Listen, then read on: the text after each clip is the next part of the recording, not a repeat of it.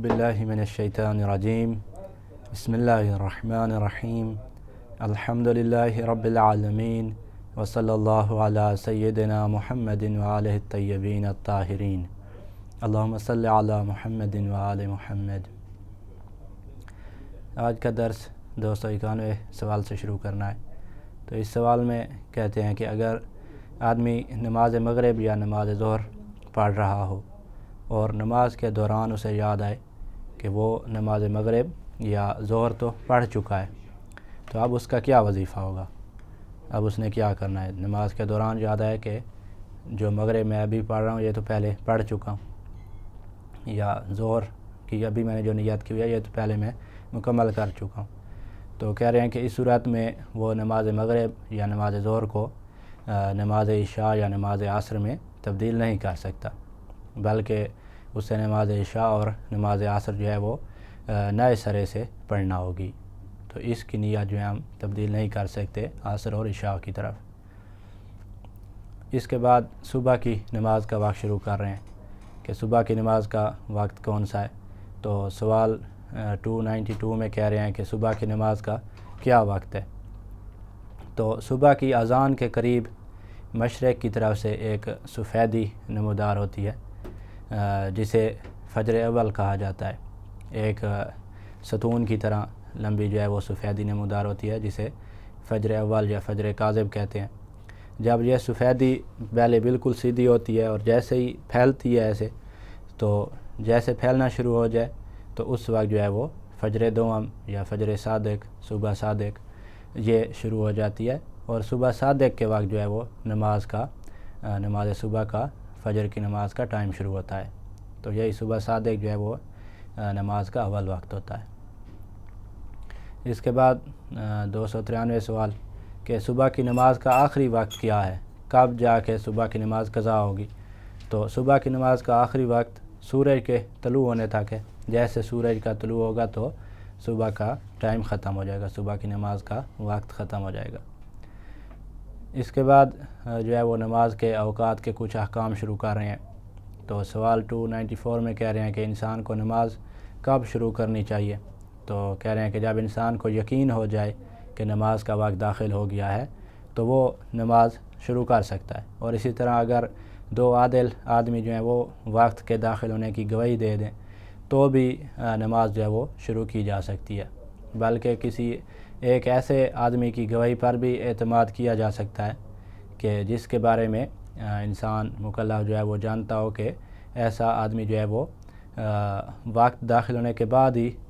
نماز پڑھنے کا پابند ہے، اور اس کی بات پر اطمینان بھی اگر حاصل ہو جائے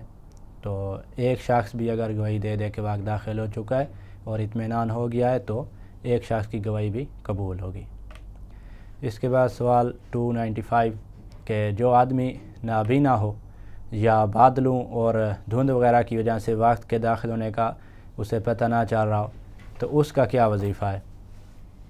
تو کہہ رہے ہیں کہ ایسے آدمی کے لیے ضروری ہے کہ نماز پڑھنے میں تاخیر کرے یہاں تک کہ اسے یقین یا اطمینان ہو جائے کہ نماز کا وقت داخل ہو گیا ہے۔ تو اگر بادل یا غبار وغیرہ کی وجہ سے وقت کے داخل ہونے کا یقین نہ ہو رہا ہو تو احتیاط واجب کی بنا پر نماز میں اتنی تاخیر کرے گا کہ اسے نماز کے وقت کے داخل ہونے کا یقین ہو جائے بالکل، تب جا کے پھر نماز پڑھنا شروع کرے گا۔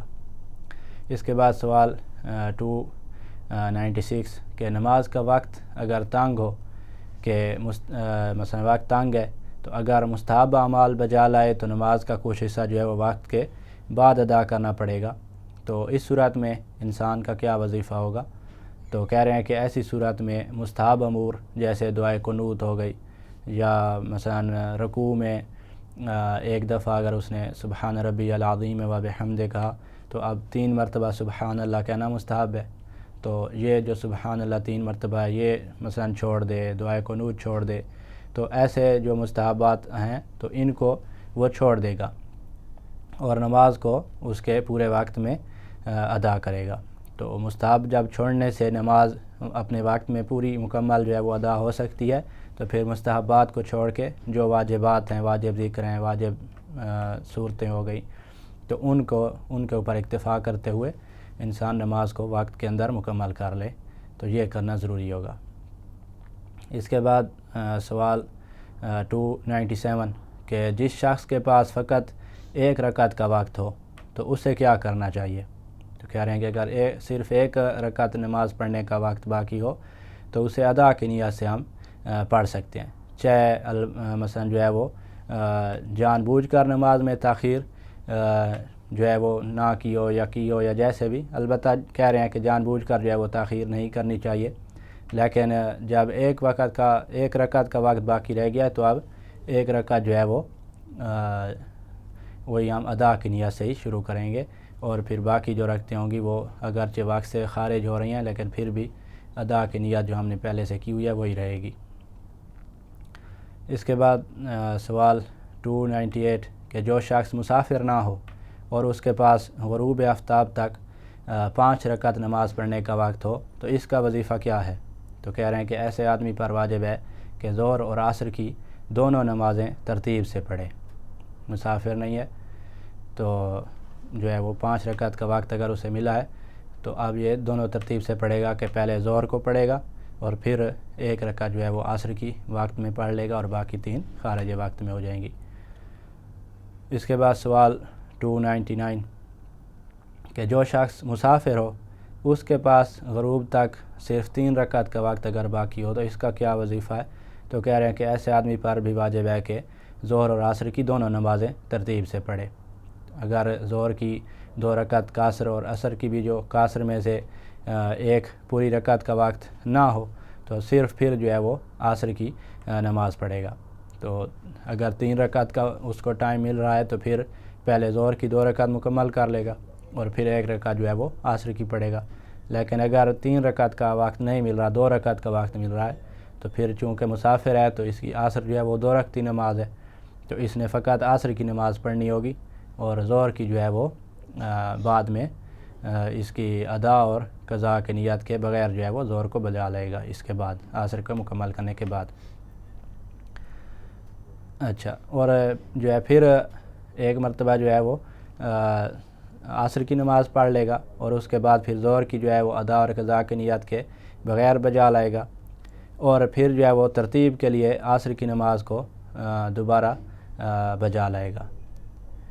اس کے بعد کریں کہ مستحب ہے کہ انسان اول وقت میں نماز پڑھے،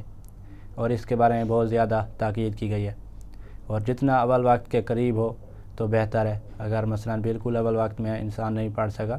تو 15 منٹ جو ہیں وہ 30 منٹ سے بہتر ہیں، پھر 30 منٹ کا اگر فاصلہ آ گیا اول وقت سے تو وہ 30 منٹ جو ہیں وہ 45 منٹ سے بہتر ہیں، اسی طرح پھر 45 منٹ جو ہیں وہ 60 منٹ سے زیادہ بہتر ہیں۔ تو جتنا وقت جو ہے وہ اول وقت کے قریب ہوگا وہ دوسرے سے بعد والے وقت سے بہتر ہوگا۔ اچھا، اس کے بعد کہہ رہے ہیں کہ اگرچہ اول وقت کے جتنا بھی قریب ہو تو بہتر ہے، لیکن اگر نماز جماعت جو ہے وہ مثلا اول وقت سے مثلا اگر اول وقت تو اس سے رہ گیا، اب اول وقت سے 15 منٹ مثلا گزر چکے اور 30 منٹ بعد جماعت شروع ہونی ہے، تو مثلا 5 بجے جو ہے وہ نماز کا ٹائم شروع ہوا، 5:15 ہو چکے ہیں اور 5:30 جو ہے وہ جماعت شروع ہونی ہے، تو جماعت کی غرض سے انسان تاخیر کر سکتا ہے، یہ جائز ہے۔ تو جماعت میں جو جماعت کو حاصل کرنے کے لیے تاکہ جماعت کے ساتھ نماز پڑھ سکے انسان، تو اس صورت میں تاخیر کرنا جائز ہوتا ہے۔ اس کے بعد سوال 300 ہے کہ اگر انسان کوئی نماز احتیاط کی بنا پر پڑھ رہا ہو اور نماز کے دوران اسے یاد آ جائے کہ اس نے یہ نماز نہیں پڑھنی تو اب اس کا کیا وظیفہ ہے؟ تو کہہ رہے ہیں کہ اگر اسے نماز کے دوران یاد آ جائے کہ جو نماز احتیاط کی بنا پر پڑھ رہا ہے اس نے یہ نماز پڑھی ہی نہیں ہے تو وہ جو ہے اس احتیاط والی نماز کی نیت کو اس نماز میں تبدیل اب نہیں کر سکتا جو اس نے نہیں پڑھی تھی۔ مثلا اگر کوئی عصر کی نماز احتیاطاً پڑھ رہا ہو اور اسے یاد آ جائے کہ اس نے تو عصر کی نماز نہیں پڑھی، یقیناً نہیں پڑھی، پہلے احتیاطاً پڑھ رہا تھا اب یقین ہو گیا کہ نہیں پڑھی، تو اب جو ہے وہ احتیاط کی نیت والی نماز کو عصر جو اصل نماز ہے اس میں تبدیل نہیں کر سکتا، اسے عصر کی نماز دوبارہ سے پڑھنا ہوگی۔ اس کے بعد 301 سوال کہ نماز قضاء سے نماز ادا کی طرف اور اسی طرح نماز مستحب جو ہے اس سے نماز واجب کی طرف نیت تبدیل کی جا سکتی ہے یا نہیں کی جا سکتی، یہ سوال پوچھ رہے ہیں۔ تو کہہ رہے ہیں کہ ایسے کرنا قضا نماز سے ادا کی طرف یا مستحب نماز سے واجب کی طرف نیت تبدیل کرنا، ایسا کرنا جائز نہیں ہے، ایسے نہیں کر سکتے۔ اس کے بعد سوال 302 کہ اگر کوئی نماز ادا کی نیت سے پڑھ رہا ہو تو آیا وہ اس کو قضا کی نیت میں تبدیل کر سکتا ہے؟ نماز پہلے ادا کی نیت سے پڑھ رہا تھا اور اب وہ قضا کی طرف تبدیل کرنا چاہ رہا ہے، تو اس طرح کر سکتا ہے؟ قضا سے تو ادا کی طرف نہیں تبدیل کر سکتے۔ تو کہہ رہے ہیں کہ اگر نماز ادا کا وقت جو ہے وہ وسیع ہو اور دوران نماز یاد آ جائے کہ اس کے ذمہ جو ہے وہ نماز کی قضا بھی ہے، مثلا ظہر کی نماز پڑھ رہا تھا اور یاد آیا کہ صبح کی نماز جو ہے وہ اس کی قضا ہے، یا مثلا مغرب کی نماز پڑھ رہا ہے اور بعد میں مثلا اسے یاد آیا کہ صبح کی نماز یا پہلے دن کی مغرب جو ہے وہ قضا تھی یا کوئی اور نماز، تو وقت اگر وسیع ہے اور اس کے نماز کے دوران یاد آیا کہ نماز کی قضا ہے اس پر، تو وہ اس نماز کی جو ہے وہ نیت قضا میں تبدیل کر سکتا ہے، تو ادا سے قضا کی طرف جا سکتے ہیں۔ اس کے بعد سوال 303 ہے کہ واجب نماز سے مستحب نماز کی طرف نیت تبدیل کی جا سکتی ہے یا نہیں؟ مستحب سے تو واجب کی طرف تبدیل نہیں کر سکتے، واجب سے مستحب کی طرف جا سکتے ہیں۔ تو کہہ رہے ہیں کہ نماز جماعت کو درک کرنے کے لیے واجب نماز سے مستحب کی طرف عدول کیا جا سکتا ہے۔ مثلا کوئی شخص جو ہے وہ نماز اس نے شروع کی اور ادھر سے جماعت جو ہے وہ کھڑی ہو گئی، جماعت شروع ہو گئی، تو اب یہ 2 رکعت کے جب قریب پہنچے گا 2 رکعت مکمل کر لے گا، تو اس وقت جو ہے وہ یا 1 رکعت جہاں بھی تھا تو اسی وقت سے وہ اس واجب کو مستحب کی طرف پھیر لے گا، اس کی نیت مستحب کی طرف کر لے گا، اور پھر 2 رکعت مکمل کرنے کے بعد مستحب اس کا تشہد پڑھے گا، تشہد کے بعد سلام پڑھ کے یہ نماز مکمل کر کے پھر جماعت میں شامل ہو جائے گا۔ تو جماعت میں شامل ہونے کے لیے یہ واجب کو مستحب کی طرف انسان پھیر سکتا ہے، واجب کی جو نیت تھی وہ عدول کر سکتا ہے مستحب کی طرف اس سے۔ اس کے بعد مستحب نمازیں شروع کر رہے ہیں کہ مستحب نمازیں جو ہیں وہ اب ان کے بارے میں بیان کرنا ہے، کہ تو کہہ رہے ہیں کہ مستحب نمازیں جو ہیں وہ بہت سی ہیں جنہیں نفل نماز بھی کہتے ہیں۔ تو مستحب نمازوں میں سے روزانہ کی نوافل ہیں، جو نمازوں کی نفل ہیں ان کی بہت زیادہ تاکید کی گئی ہے۔ تو جیسے مثلا صبح کی جو نوافل ہیں 2، مغرب کی 4، عشاء کی جو ہیں وہ 2 ہیں، اسی طرح ظہرین کی جو ہیں وہ 8 رکھتے ہیں، ظہر کی بھی 8 اور عصر کی بھی 8۔ تو یہ نمازیں کہہ رہے ہیں روز جمعہ جو ہیں ان کے علاوہ 34 رکعتیں بنتی ہیں، جن میں سے 8 رکعت ظہر کی ہو گئی، 8 رکعت عصر کی، اسی طرح پھر 4 رکعت جو ہیں وہ مغرب کی ہو گئی، اور 2 رکعت عشاء کی، اور اس کے بعد 11 رکعت جو ہیں وہ نماز شب کی ہیں، تہجد کی جو ہے نماز ہے اس کی 11 رکعتیں ہیں، جس میں جو ہے 11 رکعتوں کی پھر تفصیل آئے گی کہ 8 جو ہیں وہ شب کی ہیں، 2 شفع کی ہیں اور 1 نماز وتر کی نیت سے ادا کی جاتی ہے، اور 2 رکعت جو ہیں وہ صبح کی نماز کی نوافل ہوتی ہیں۔ اور چونکہ احتیاط واجب کی بنا پر عشاء کی جو 2 رکعت ہیں نفل وہ بیٹھ کر پڑھنی ضروری ہیں، تو اس لیے وہ 1 رکعت شمار ہوتی ہے، تو اس وجہ سے یہ 36 رکعت ہو جائیں گی۔ یہ تو ہیں جمعہ کے علاوہ 36 رکعتیں بنتی ہیں نوافل کی، لیکن جمعہ کے دن ظہر اور عصر کی 16 رکعت نفل جو ہیں وہ 8 ظہر کی تھی اور 8 عصر کی تھی، تو 16 ہو گئی تھی، تو 16 رکعت پر 4 رکعت کا اضافہ ہو جاتا ہے، تو یہ ظہر اور عصر کے ٹائم جو ہے وہ 16 کے بجائے 20 رکعتیں پڑھنی ہوتی ہیں، اور بہتر ہے کہ یہ پوری کی پوری 20 رکعت جو ہے وہ کہہ رہے ہیں کہ زوال سے پہلے پڑھ لی جائیں،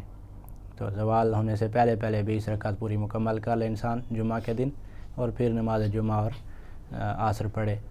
یا اگر جمعہ کے بارے میں شک ہو کہ صحیح انجام ہوا یا نہیں، ٹائم میں ہوا یا نہیں، تو پھر ساتھ احتیاطاً جو ہے وہ ظہر کی نماز بھی پڑھی جاتی ہے۔ تو کہہ رہے ہیں کہ ساری کی ساری جو یہ 20 رکعتیں ہیں یہ بہتر ہے کہ یہ زوال سے پہلے پڑھ لی جائیں، سوائے 2 رکعت کے کہ جن کا زوال کے وقت پڑھا جانا بہتر ہے۔ تو 18 مثلا رکعتیں جو ہے انسان زوال سے پہلے مکمل کر چکا، اور 2 رکعتیں پھر جیسے زوال ہوگا اس وقت پڑھ لیں۔ اس کے بعد سوال 304 کہ نماز شب کی کتنی رکعات ہیں؟ تو نماز شب کی 11 رکعت ہیں جیسے پہلے بھی بیان ہوا ہے، تو ان میں سے 8 رکعت جو ہیں وہ نافلہ شب کی نیت سے پڑھنی ہوتی ہیں، 2 رکعت کر کے پڑھی جاتی ہیں، اور پھر جو ہے 8 جب یہ مکمل ہو جائیں گی شب کی نیت سے، ان کے بعد پھر 2 رکعت جو ہے وہ نماز شب کی نیت سے، اور اس کے بعد 1 رکعت نماز وتر کی نیت سے پڑھنی ضروری ہوتی ہے۔ اور جو نماز وتر ہے تو اس میں دعائے قنوت جو ہے وہ دعائے قنوت میں 40 مومنین کے لیے دعا بھی کرنی ہوتی ہے، مستحب ہوتا ہے۔ اس کے بعد سوال 305 کہ کیا مستحب نماز حالت اختیار میں بیٹھ کر انسان پڑھ سکتا ہے؟ تو کہہ رہے ہیں کہ نفل نمازیں جو ہیں وہ حالت اختیار میں بھی بیٹھ کر پڑھی جا سکتی ہیں، البتہ بہتر ہے کہ انہیں انسان کھڑا ہو کر پڑھے، لیکن جو نماز عشاء کی نوافل ہیں ان میں احتیاط واجب کی بنا پر ضروری ہے کہ ان کو بیٹھ کر پڑھا جائے۔ اس کے بعد سوال 306 کہ مسافر ظہر اور عصر کے نوافل کیسے پڑھے گا؟ تو مسافر کے لیے ظہر اور عصر کی جو نمازیں ہیں وہ قصر ہو چکی ہیں، تو کہہ رہے ہیں کہ ظہر اور عصر کے جو نوافل ہیں وہ سفر میں نہیں پڑھنی چاہیے، اگرچہ عشاء کے جو نوافل ہیں ان کو رجاء کی نیت سے انسان پڑھ سکتا ہے، اگر کوئی پڑھے تو اس میں کوئی حرج نہیں ہوگا، رجاء مطلوبیت کی نیت سے کہ امید ہے کہ مطلوب ہوں گی، امید ہے کہ ثواب ہوگا، اس نیت سے عشاء کی نوافل پڑھی جا سکتی ہیں، لیکن ظہر اور عصر کی جو نوافل ہیں انہیں نہیں پڑھنا ہوتا مسافر شخص نے۔ اس کے بعد نماز غفیلہ ہے، تو مستحب نمازوں میں سے ایک نماز غفیلہ بھی ہے۔ نماز غفیلہ جو ہے یہ مغرب اور عشاء کی نماز کے درمیان پڑھی جاتی ہے۔ اس کی پہلی رکعت میں الحمد کے بعد کسی دوسری سورت کے بجائے سورہ انبیاء کی جو یہ آیات ابھی میں تلاوت کرتا ہوں یہ پڑھنا ضروری ہوتی ہے کہ بسم اللہ الرحمن الرحیم وَظَنُّونَ إِذْ ذَهَبَ مُغَاضِبًا فَظَنَّ أَن لَّن نَّقْدِرَ عَلَيْهِ فَنَادَىٰ فِي الظُّلُمَاتِ أَن لَّا إِلَٰهَ إِلَّا أَنتَ سُبْحَانَكَ إِنِّي كُنتُ مِنَ الظَّالِمِينَ فَاسْتَجَبْنَا لَهُ وَنَجَّيْنَاهُ مِنَ الْغَمِّ وَكَذَٰلِكَ نُنجِي الْمُؤْمِنِينَ۔ یہ سورۃ الفاتحہ الحمد مکمل کرنے کے بعد یہ والی آیات پڑھیں گے اس کی پہلی رکعت میں، اور دوسری رکعت میں الحمد مکمل کرنے کے بعد جو ہے وہ سورہ انعام کی آیت پڑھی جاتی ہے کہ بسم اللہ الرحمن الرحیم وَعِندَهُ مَفَاتِحُ الْغَيْبِ لَا يَعْلَمُهَا إِلَّا هُوَ وَيَعْلَمُ مَا فِي الْبَرِّ وَالْبَحْرِ وَمَا تَسْقُطُ مِنْ وَرْقَةٍ إِلَّا يَعْلَمُهَا وَلَا حَبَّةٍ فِي ظُلُمَاتِ الْأَرْضِ وَلَا رَطْبٍ وَلَا يَابِسٍ إِلَّا فِي كِتَابٍ مُبِينٍ۔ اور اس کے جو یہاں تک یہ دوسری رکعت کا جو ہے وہ قرات مکمل ہو جائے گی۔ اس کے بعد قنوت ہے، تو قنوت میں کون سی دعا پڑھنی ہے؟ تو قنوت کی بھی اپنی خاص دعا ہے اس میں کہ قنوت میں آپ نے یہ پڑھنا ہوگا کہ اللہم انی اسألک بمفاتح الغیب التی لا یعلمها الا انت ان تصلی علی محمد وآلہ وان تفعل بی قضا قضا، تو تفعل بی قضا کے بجائے وہی حاجات اپنی بیان کرنی ہے، اور اپنی حاجات بیان کرنے کے بعد پھر ہم نے آخر میں یہ کہنا ہوگا اسی قنوت میں کہ اللہم انت ولی نعمتی والقادر علی طلبتی تعلم حاجتی فاسألک بحق محمد وآلہ علیہ وعلیہم السلام لما قضیتہ لی۔ یہاں تک یہ قنوت مکمل ہو جائے گا۔ اس کے بعد پھر رکوع اور سجود اور تشہد کے بعد السلام، تو یہاں تک یہ نماز غفیلہ مکمل ہو جائے گی۔ تو اس کا نام غفیلہ اس لیے رکھا گیا ہے کہ اس سے اکثر جو ہے وہ غافل ہوتے ہیں، تو اس لیے کیونکہ اس کا ثواب بہت ہے، اجر بہت زیادہ بیان کیا گیا ہے کہ اگر کوئی انسان اس طرح یہ نماز پڑھ لے تو جتنے بھی گناہ گار ہو تو اس کے گناہ معاف کیے جاتے ہیں، تو اجر بہت زیادہ ہے، اور لوگ اس سے غافل ہیں اس کے اجر سے، تو اس لیے اس کا نام غفیلہ ہے۔ اس کے بعد قبلہ کے احکام شروع کر رہے ہیں، تو سوال 307 میں کہہ رہے ہیں کہ قبلہ کیا ہے؟ تو جواب میں کہ مکہ مکرمہ میں وہ مکان کے جس میں خانہ کعبہ واقع ہے وہ ہمارا قبلہ ہے۔ اس کے بعد 308 میں کہہ رہے ہیں کہ جو آدمی خانہ کعبہ کو دیکھ سکتا ہو اس کے لیے قبلہ کا کیا حکم ہے؟ تو جو آدمی خانہ کعبہ کو دیکھ سکتا ہے تو اس کا قبلہ خود خانہ کعبہ ہی ہوگا، جیسے کوئی مسجد حرام میں مثلا نماز پڑھ رہا ہے تو وہ خانہ کعبہ کے سامنے کھڑا ہو کر نماز پڑھے گا، خانہ کعبہ کی طرف منہ کرے گا۔ 309 میں کہہ رہے ہیں کہ جو آدمی خانہ کعبہ سے دور ہے اس کے لیے قبلہ کا کیا حکم ہے؟ تو کہہ رہے ہیں کہ ایسا آدمی اگر اس طرح کھڑا ہو کہ لوگ کہیں کہ وہ قبلہ کی طرف رخ کر کے نماز پڑھ رہا ہے تو یہی کافی ہے۔ ہاں کسی طریقے سے، جیسے مثلا قبلہ نما وغیرہ جو ہیں اس سے قبلہ کی جو جہت ہے وہ اگر معین ہو جائے تو اس سے دائیں بائیں ہو کر نماز پڑھنا درست نہیں ہوگا، اگرچہ لوگ کہیں کہ قبلہ کی طرف رخ ہے، تو اس میں تھوڑا بہت دقت کی جائے گی کہ جو ہے لوگوں کے نکاح میں جو مثلا جتنی دقت کی جاتی ہے اتنی دقت کرنی ہوگی کہ فقط جہت کافی نہیں ہوگی، کچھ نہ کچھ جو ہے وہ معلوم کرنا پڑے گا قبلہ نما وغیرہ سے، یا جیسے بھی اطمینان ہو جائے انسان کو کہ فلاں طرف قبلہ ہے فلاں جگہ پر،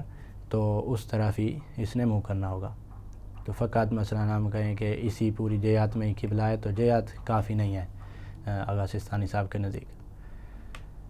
اس کے بعد سوال 310 میں کہہ رہے ہیں کہ نماز میں کون سے اعضاء جو ہیں وہ قبلہ کی طرف ہونے چاہیے، قبلہ کی طرف ان کا رخ ہونا چاہیے؟ تو کہہ رہے ہیں کہ پیٹ اور سینہ کا جو ہے وہ قبلہ رخ ہونا ضروری ہے، اور چہرہ جو ہے وہ تھوڑا سا اگر منحرف ہو بھی جائے تو اس میں کوئی حرج نہیں ہے، اور ان کے علاوہ پاؤں کا یا بیٹھنے کی حالت میں گھٹنوں کا قبلہ رخ ہونا یہ ضروری نہیں ہے۔ تو پاؤں اگر تھوڑے اس طرح پھیرے ہوئے ہیں کسی نے قبلہ سے ہٹ کے سیدھے بالکل نہیں رکھے ہوئے تو کوئی مسئلہ نہیں۔ چہرہ بھی تھوڑا بہت جو ہے وہ پھیر سکتا ہے، بالکل ہی جو ہے وہ سائڈ پر کر دے انسان کے سارا پیچھے والی جو ہے وہ نظر آنے لگ جائے تو ایسے نہیں کر سکتا، تھوڑا بہت جو ہے وہ چہرہ بھی انسان پھیر سکتا ہے، باقی پیٹ اور سینہ جو ہے وہ بالکل قبلہ کی طرف ہی کرنا ہے۔ اس کے بعد سوال 311 کہ جو آدمی بیٹھ کر بھی نماز نہیں پڑھ سکتا تو اس کے قبلہ کا کیا حکم ہے؟ تو کہہ رہے ہیں کہ ایسا آدمی پہلو کے بل لیٹے گا اور اس کے بدن کا جو اگلا حصہ ہے وہ قبلہ کی طرف کریں گے، اور جب تک انسان دائیں پہلو کے بل جو ہے وہ لیٹ کر نماز پڑھنا اس کے لیے ممکن ہو تو احتیاط لازم کی بنا پر بائیں پہلو کے بل لیٹ کر نماز نہیں پڑھی جا سکتی، تو پہلے دائیں پہلو پہ۔ تو اگر کوئی شخص جو ہے وہ دائیں پہلو پہ بھی نہیں لیٹ سکتا تو پھر جو ہے وہ ایسا شخص جو ہے پھر وہ بائیں پہلو کی طرف لیٹے گا۔ اس کے بعد انشاءاللہ اگلے درس میں بیان کریں گے۔ والحمدللہ رب العالمین۔